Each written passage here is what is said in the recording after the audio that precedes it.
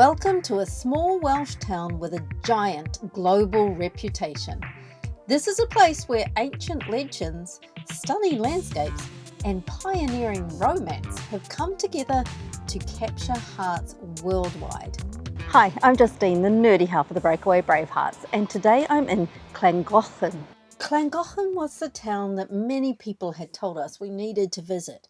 But we kept putting it off, not fully understanding everything that was here on offer. We were instantly drawn in by the beautiful views of the Horseshoe Pass that curves into the valley, and we needed to see more. So we started with a bit of a climb, heading in the direction of castle ruins that have inspired poetry and song. The walk up is strenuous and not for the faint-hearted, but well worth the view. Originally here was an old Iron Age fort site, and then later a wooden fort. Then in the 1260s, the famous Llysthyf of Madoc, ruler of northern Powys, saw the potential of this fabulous view and had a stone castle built here. The view was so extensive that they could easily see any approaching enemy, so there was no chance of a surprise attack. Rather, it was the first set of attackers that ended up with a nasty surprise.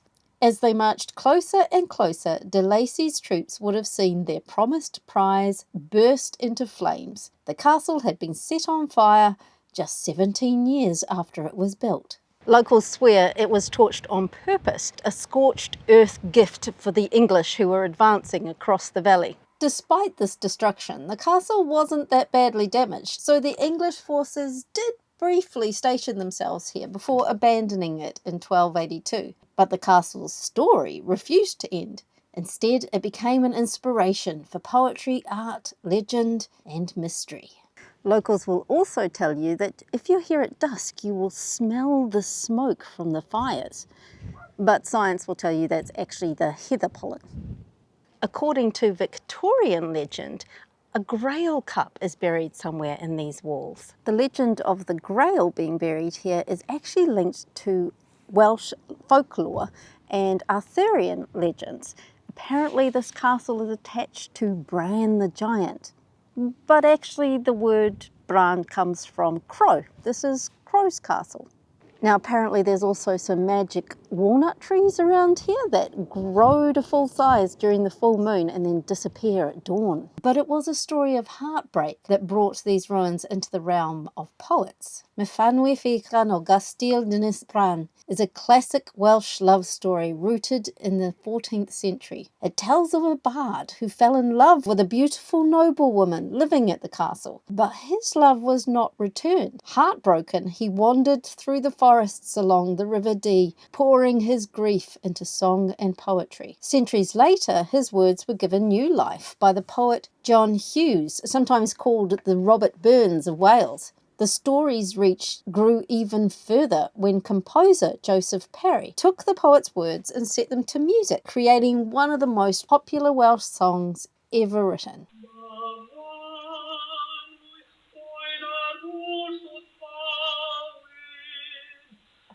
And it's just one example of this little town being celebrated in verse. To enter Llangollen, you need to cross over a bridge that's so beloved, an admirer from the Georgian era included it in his poem, The Seven Wonders of Wales. There's been some kind of river crossing here since as early as the 12th or 14th century, but what we see today are the graceful 16th century arches that frame the beautiful backdrop of the River Dee as it leads you into the village centre. Over time, Llangollen has grown from a religious settlement to a prosperous farming village, to a small industrial town, and now a bustling adventure tourism centre. The hills around the town were mostly sheep farms, and the wool industry was important in the area for centuries. At one stage, several factories were built along the banks of the River Dee, where wool and cotton were processed. As the town grew, the bridge has had to be reshaped many times to keep up with the needs. The beautiful setting has inspired countless artworks. Most famously, the painter J.M.W. created a pencil sketch and then a watercolour in 1808.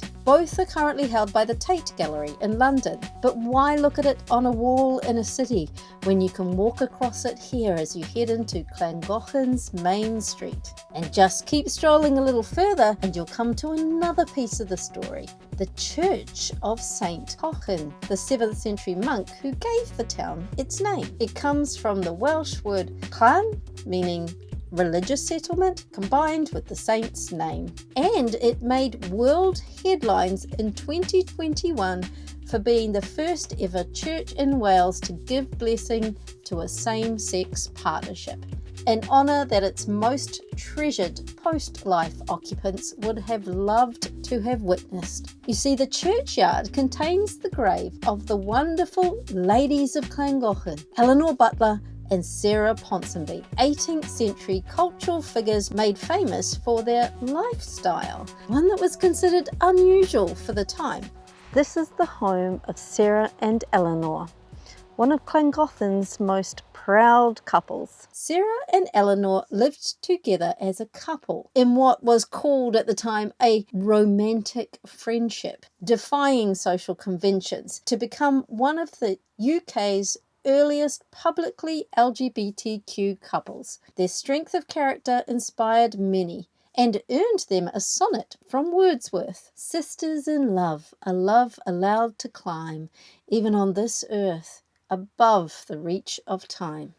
Wordsworth wrote his tribute in 1824 while sitting in the garden of the ladies' elaborate home.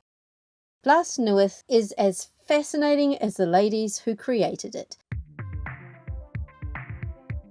Lady Eleanor Butler and Miss Sarah Ponsonby were two upper-class Irish women who eloped together. Lady Eleanor was well educated from a blue stocking family, while Sarah Ponsonby was an upper-class orphan, and both the ladies risked social ostracism in order to be with each other. Their mission? They wanted to read books, plant roses, and share a bed without a husband in sight. They found the perfect spot in Llangollen and spent the next 50 years together, completing their mission in unique style. Their entire home, inside and out, is decorated with wooden carvings, some of which they collected from local work, others which they received, gifts from around the world. Together they created a Gothic-style masterpiece. It is truly mesmerizing. Many of their decorations were Celtic Druidic patterns, which reflected both their personal interest in ancient Welsh heritage, but also was a subtle form of spiritual defiance against Anglican norms. Blas Newydd was a place of alternative belief and identity, and it attracted a lot of attention. The ladies themselves seem to have been equally intriguing. They wore riding habits to breakfast and entertained poets and celebrities like the Duke of Wellington, Sir Walter Scott, Percy Shelley, Lord Byron and Wordsworth, making their home a centre of literary and cultural exchange. Their decision to live together in a committed romantic friendship was shocking at the time, but gradually they changed the minds of those around them, just by being unapologetically themselves.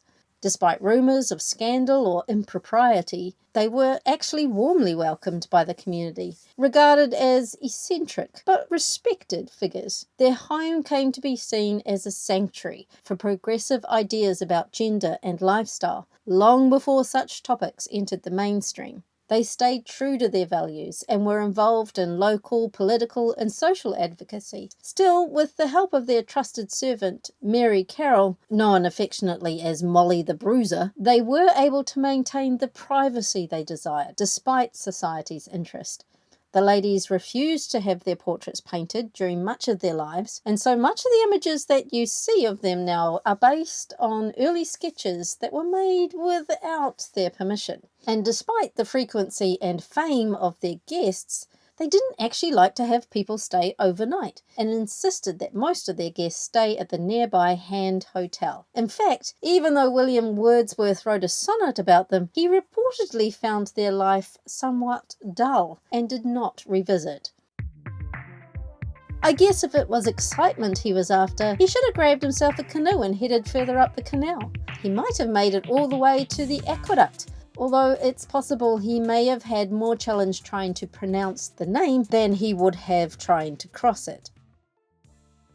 The Pontcysyllte Aqueduct is a 1,000-foot iron gutter hung 126 feet above the river. It was designed by Thomas Telford and William Jessup and was completed in 1805 after about 10 years of construction. Telford bragged that the masonry piers were thin as a girl's wrist, yet they've carried freight for over 2 centuries. The aqueduct is a little bit further out of Llangollen town, but it's well worth the trip. The views up here are stunning. You can walk right along across the aqueduct itself, and you get to see all the canal boats coming down as well. And then there's a pathway that leads all the way down underneath the aqueduct, so you can see these magnificent pillars. I believe there's 18 of them, all from local stone. The track down is pretty well paved. It's a reasonable walk. If it's a wet day, we've got just a little bit of mist still in the air, and you do want to have some decent tramping shoes with good grip. And if you're feeling adventurous and you do have those good grip sturdy shoes, you can even go right down underneath, down to the riverside, where it is just stunning. The aqueduct is the longest in Great Britain and the highest canal aqueduct in the world. It was originally supposed to be just one part of a real showstopper, a massive waterway that was planned to link Shrewsbury to the busy Liverpool docks way up on the Mersey. There was actually a cheaper, easier route they could have taken further east, but they went for the expensive, difficult way across the Vale of Llangollen, thinking that the canal would pass right through the coalfields in northeast Wales, bringing more business and more money. But that didn't pan out. Firstly, they went way over budget. Building through the hilly glacial valleys of North Wales turned out to be a lot more expensive than predicted. This meant it was taking much too long to get all the finished sections to fully connect up with the other canals as planned, so they didn't attract as much boat traffic or commercial trade as hoped. Competition from the railways meant there just wasn't enough regular business to keep the company afloat, and investors lost interest. So the canal ended up as a series of disconnected stretches, with dreams of bustling trade never really coming true. Something adventure sports tourists can take advantage of today.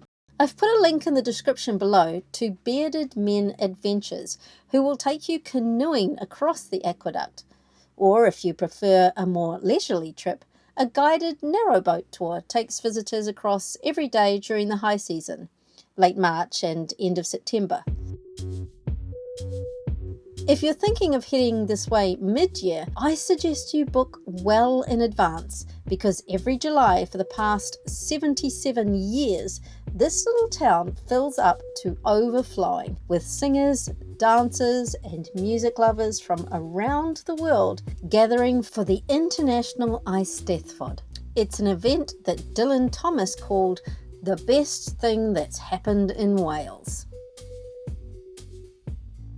Llangollen's revival of the ancient Welsh tradition grew out of a vision to heal the wounds of the Second World War by bringing nations together through song to promote a lasting peace. Legend goes it started in 1947 when a local farmer joked, "If we can herd sheep, we can herd tenors."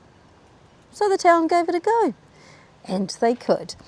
7 foreign countries made the journey to Llangollen, joining choirs from England, Scotland and Wales. In total, 33 choirs performed and left with nothing but praise for the organisers and the town. The war had just ended and there was still rationing. The hotels couldn't afford to put them all up, so the families did it. All the local people banded together to support the singers. One singer apparently arrived here from Spain with nothing but a rose in her suitcase. She loved it so much she came back every summer for 50 years. Pavarotti first came here in 1955 when he was only 19 years old. He and his father were members of a choir from their hometown Medina. They won the competition that year, and obviously it inspired him to move on with his musical career, which the world can be grateful for. And they've mentioned a local hero, Dame Shirley Bassey, who sang here in 2003. But although she's not mentioned on this list, I'm pretty sure one of my local heroes, Dame Kiri Te Kanawa from New Zealand, sang here at some stage too. The main performance stage has historically been a large tent, originally made from war surplus canvas. It's nicknamed the Canvas Opera House for obvious reasons. It's basically a huge tent with somewhat similar to Sydney Opera House kind of styling. It has to withstand some pretty significant Welsh winds, which makes the performances extra exciting, shall we say. Wind isn't going to stop the show. This festival has kept going through economic downturns and social change because of a strong community spirit and their faith in the unifying power of music. A commitment passed from generation to generation among the people of Llangollen, and it's just the latest way this little town is famous around the globe. Happy travels, everyone!